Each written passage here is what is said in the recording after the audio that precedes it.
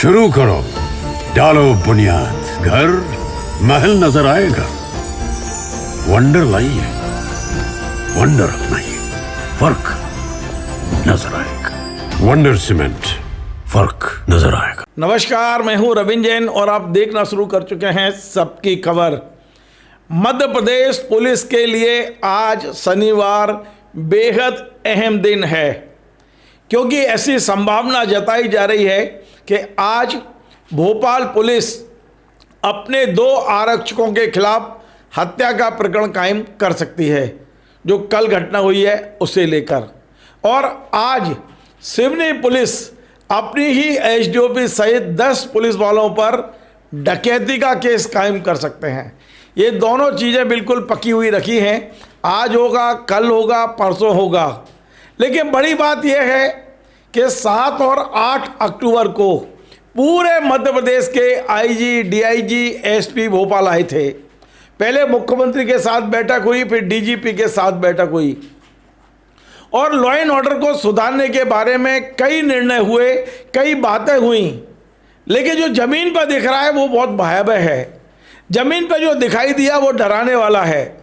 ज़मीन पर जो दिख रहा है वो पुलिस के माथे पर कलंक लगाने वाला है। जो हो रहा है वो बेहद चिंताजनक है। मुझे लगता है कि और कुछ खास करने की आवश्यकता है। डीजीपी हमारे कैलाश मकवाना साहब यदि इस कार्यक्रम को सुन रहे हैं तो मैं चाहता हूं कि वे पूरे कार्यक्रम को सुने और कुछ ऐसा करें कि ऐसी घटनाओं की पुनरावृत्ति ना हो। जो हुआ है वो कल की घटना पहले बता दूं। कल भोपाल में जो हुआ है लेट नाइट और कल सुबह जो खुल के सामने आया है वो ये हुआ है कि एक 21 साल के बच्चे को पिपलानी पुलिस के 2 आरक्षकों ने पीट के मार डाला। अब तो पोस्टमार्टम रिपोर्ट में पुष्टि हो गई है कि पुलिस की पिटाई से उसका पैनक्रियाज फट गया और उसकी मौत हुई। 21 साल का बच्चा जो भोपाल आया था, मतलब जिसने इंजीनियरिंग की पढ़ाई पूरी की, बेंगलोर में जिसकी नौकरी लगने वाली थी, वो अपने जीवन की नई शुरुआत करने वाला था। पुलिस वालों ने सिर्फ इसलिए पीट के मार डाला कि देर रात दोस्तों के साथ डांस कर रहा था। ये कितना बड़ा अपराध हो गया कि उसकी जान ले ली गई है। इसका नाम है उदित गायकी और उदित गायकी कोई सामान्य व्यक्ति नहीं था। इसके सगे जीजा बालाघाट में डीएसपी हैं जिनका नाम केतन अडलक बताया गया है। और ये बच्चे ने बाकायदा आष्टा के पास एक बड़े संस्थान से इंजीनियरिंग की, बेंगलोर में नौकरी ढूंढ रहा था, नौकरी लगने की संभावना थी। वहाँ उसका इंटरव्यू था 2 दिन बाद। वो दस्तावेज अपनी मार्कशीट लेने भोपाल आया था परिवार में। देर रात दोस्तों के साथ डांस कर रहा था। पुलिस वालों को अच्छा नहीं लगा, उन्होंने इसको बाकायदा, एक पुलिस वाले ने इसको पकड़ा और दूसरे ने डंडे मारे। इसके बाकायदा वीडियो है, सीसीटीवी फुटेज है, सारे सबूत हैं इसके कि पुलिस वालों ने हत्या की है। अब देखते हैं कि क्या आज उन 2 पुलिस वाले जिन्हें कल सस्पेंड किया गया है, जिसमें एक का नाम है संतोष बावनिया और दूसरे का नाम है सौरभ आर्या, इन 2 पुलिस वालों जो पिपलानी थाने में पदस्थ हैं, कल सस्पेंड किया गया था। क्या आज इन दोनों को हत्या के केस में गिरफ्तार किया जाएगा?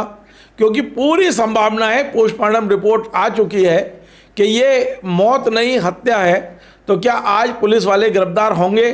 एक बड़ा सवाल, आज बहुत बड़ा सवाल। और अब मैं ले चलता हूँ आपको महाकौशल की ओर। वहाँ सिवनी जिले में जो हुआ उसने पूरे मध्य प्रदेश की पुलिस को शर्मिंदगी कर दी, चेहरे पर कलंक का टीका लगा दिया। आप सोचिए, कटनी से नागपुर लगभग 3 करोड़ रुपए हवाला के जरिए भेजे जा रहे थे। जिस वाहन में वो थे उसकी मुखबिरी हो गई।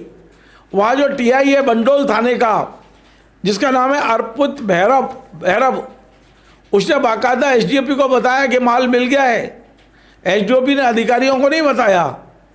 एसडीओपी ने बाकायदा अपनी गैंग तैयार की, अपने ऑफिस में काम करने वाले 7 लोगों को ड्रेस पहन के आने के लिए कहा, जिसमें ड्राइवर, गनमैन, वहाँ काम करने वाले आरक्षक, प्रधान आरक्षक। एसडीओ कार्यालय के कभी भी कर्मचारी फील्ड में नहीं जाते हैं, लेकिन वहाँ तो लूट का उद्देश्य था, डकैती का उद्देश्य था, क्योंकि लूट तो 5 लोगों में होती है। यहाँ तो 10 लोग पहुँचे पुलिस वाले, 7 लोग थे एसडीओपी के स्टाफ के, 2 लोग थे बंडोल थाने के थाना प्रभारी और उसका एक आरक्षक, उनके भरोसे का नीरज राजपूत। और इन लोगों ने बाकायदा जंगल में लेके गाड़ी को 3 करोड़ रुपए लूट लिए उस व्यक्ति से। सोनम परमार करके नाम बताया गया है, सोहन परमार। ये जब नागपुर पहुंचा और नागपुर से फिर वापस आया, जब उन लोगों ने कहा नहीं आप इसकी शिकायत करिए, कोतवाली थाने में बाकायदा इसने शिकायत की। और कोतवाली थाने के जो प्रभारी हैं, जो वहाँ के लोग बैठे सब इंस्पेक्टर हैं, उन्होंने एसडीओपी से कह दिया कि ये शिकायत आई है, आप जांच करिए। जिस एसडीओपी पूजा पांडे ने इनको लूटा, डकैती की एक तरह से, आप वही पूजा पांडे जांच कर रही थी। आप सोचिए, वो तो भला वो कुछ कोतवाली के पुलिस वालों का जो मीडिया वालों को बता दिया और मीडिया वालों ने ये सूचना डीआईजी तक पहुंचा दी और डीआईजी ने फिर पूरी जांच की और आईजी को बताया। तो इस मामले में आप सोचिए 3 करोड़ रुपए लूटे गए हैं। आईजी ने 9 लोगों को सस्पेंड किया है। मैं बताता हूं जिन लोगों को सस्पेंड किया उसमें मंडोल थाना प्रभारी अर्पित भैरव हैं, 2 प्रधान आरक्षक हैं, माखन और रविंद्र उइके। माखन एसडीओपी कार्यालय में पदस्थ हैं और रविंद्र उइके रीडर हैं एसडीओपी के। ये ड्रेस पहन के लूटने पहुंचे थे, इनने तो पैसा बांट लिया था पूरा। और जो सस्पेंड हुए हैं उसमें आरक्षकों में है जगदीश यादव एसडीओपी कार्यालय, योगेंद्र चौरसिया एसडीओपी कार्यालय, एसडीओपी का जो चालक है ड्राइवर है रितेश यादव, केदार गनमैन है और सदाफल गनमैन जो एसडीओपी के गनमैन, ये सब सस्पेंड हो गए हैं 9 लोग। और पूजा पांडे जो एसडीओपी हैं, डीएसपी हैं मध्य प्रदेश पुलिस में है, उन्हें सस्पेंड किया है डीजीपी मकवाना साहब ने खुद अपने हस्ताक्षर से। तो ये बात पूरा क्लियर हो गया। इसकी पूरी जांच एडिशनल एसपी जबलपुर कर रहे हैं, आयुष गुप्ता। उनकी रिपोर्ट लगभग आ चुकी है, आज वो रिपोर्ट सबमिट होगी और मुझे लगता है कि आज शाम तक इन सब पे डकैती की धाराएं लगेंगी, ये सब की सब गिरफ्तार होंगे। और यदि ये नहीं होता है तो फिर आप ये मान के चलिए कि पुलिस से हम कोई उम्मीद नहीं कर सकते हैं। एक क्लियर डकैती का मामला है। मैं आपको एक मजेदार कागज़ दिखाता हूँ अपने स्क्रीन पे। ये 1 करोड़ 45 लाख रुपए की रिकवरी का, यानी बस जो पैसा लूटा गया पैसा है उसकी रिकवरी का बाकायदा दस्तावेज मेरे हाथ में है। और सिवनी के जो एडिशनल एसपी हैं दीपक मिश्रा, ये बाकायदा एसडीओपी कार्यालय गए और लूट का, डकैती का वो पैसा उन्होंने जब्त किया है। और जब्त पैसे पे एक तरफ एडिशनल एसपी दीपक मिश्रा के साइन है, दूसरी ओर पूजा पांडे और ये जो अर्पित भैरव है इसके साइन है, जो वहाँ थाना प्रभारी है। सोचिए, थाना प्रभारी एसडीओपी से पैसे जब्त किए गए हैं। ये कागज़ देखिए आप, और इस जब्ती के पैसे को बाकायदा वहाँ जमा कराया गया है। ये सारे कागज़ मेरे पास हैं। ये बहुत गंभीर मामला है। और सिवनी एसपी के बारे में जो खबरें आ रही हैं वो और भी चौंकाने वाली हैं। वहाँ एसपी हैं सुनील कुमार मेहता, ये बताते हैं कि ये ज़्यादातर समय केवल शेयर की ट्रेडिंग में लगे रहते हैं। सोना चांदी जाने क्या क्या ये सब चीज़ें चल रही हैं, इनका समय फील्ड में नहीं बीतता है। ये ऑफिस में बैठ के ट्रेडिंग करते रहते हैं और अपने स्टाफ के लोगों को सिखाते हैं कि किस तरह से ट्रेडिंग करना चाहिए। इस तरह की चर्चाएँ आ रही हैं। एक और गंभीर चर्चा है कि इस पूरे घपले घोटाले की जांच जब आईजी ने घोषित कर दी, आईजी ने एडिशनल एसपी जबलपुर को जांच सौंप दी, फिर सिवनी एसपी सुनील कुमार मेहता ने ये अलग से जांच क्यों सौंपी दिलीप मिश्रा को। दिलीप मिश्रा ने अलग जांच शुरू नहीं की, उन्होंने कह दिया कि साहब पहले से जांच चल रही है, मैं कैसे जांच करूंगा। लेकिन एसपी का उद्देश्य क्या था? बहुत सारे सवाल हैं और ये डीजीपी को तय करना है।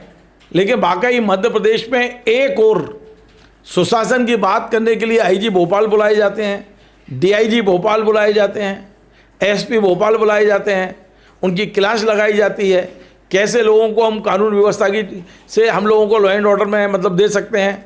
और दूसरी ओर हमारे यही पुलिस वाले सड़क पे खड़े होकर डकैती कर रहे हैं, यही पुलिस वाले लोगों का मार रहे हैं, जान से खेल रहे हैं। ये कैसी मध्य प्रदेश पुलिसिंग हो रही है? अब मकवाना जी, आपको देखना है और आपको आज सख्त कार्रवाई करनी है। मैं आपकी प्रशंसा करूँगा। आपने कल पूजा पांडे को जिस तरह से खुद हस्ताक्षर करके सस्पेंड किया है, मैं आपकी प्रशंसा करूँगा। और ये बात दावे से कह सकता हूँ, मध्य प्रदेश के पुलिस चीफ एक योग्य और ईमानदार अधिकारी हैं। लेकिन यदि उसका नीचे मैसेज नहीं जा रहा है तो ये हम सबके लिए चिंता की बात है। यदि पुलिस ही डकैती डालेगी, पुलिस ही हत्याएं करेगी, पुलिस ही चोरी करेगी, तो फिर क्या उम्मीद कर सकते हैं हम? बहुत ज़्यादा चिंतनीय है। और इन तमाम सारी चीज़ों को सरकार को भी देखना है। मध्य प्रदेश के मुख्यमंत्री, जो मध्य प्रदेश के गृह मंत्री हैं, उन्हें देखना है। भोपाल में इतनी बड़ी घटना हो गई है, सिवनी में इतनी बड़ी घटना हो गई है। ग्वालियर की घटना के बारे में पता नहीं, आपको पता ही नहीं पता। ग्वालियर में मुरैना के साइड से कुछ लोग 5 गाड़ियों में भर के आए और एक महिला के किडनैप के लिए वहाँ पर बता रहे हैं 70 राउंड गोलियाँ चलाई हैं। अभी 8 तारीख की घटना बताई गई है, आप पढ़िए ग्वालियर की अखबार खोल के। तो ये जो लॉ एंड ऑर्डर बिगड़ रहा है, इसके पीछे कौन है और इसे कैसे सुधारा जा सकता है, इस पर जब तक आप सख्त कार्रवाई नहीं करेंगे, कुछ IAS IPS को नहीं निपटाएंगे, कुछ लोगों पर FIR करके जेल नहीं भेजेंगे, मुझे लगता नहीं है कि इसको आप कंट्रोल कर पाएंगे। यदि आप सबको हमारा ये कार्यक्रम पसंद आए, आप इसे शेयर करें, लाइक करें, कमेंट करें। आप लोगों से निवेदन है कि हमारे इस चैनल को सब्सक्राइब अधिक से अधिक करें, क्योंकि आपका सब्सक्राइब करना ही हमारी ताकत है।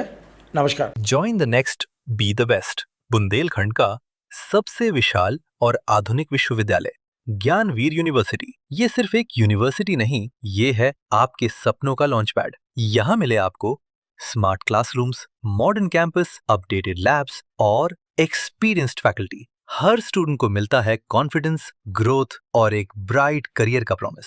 नए सेशन के लिए एडमिशन ओपन है, तो इंतजार कैसा?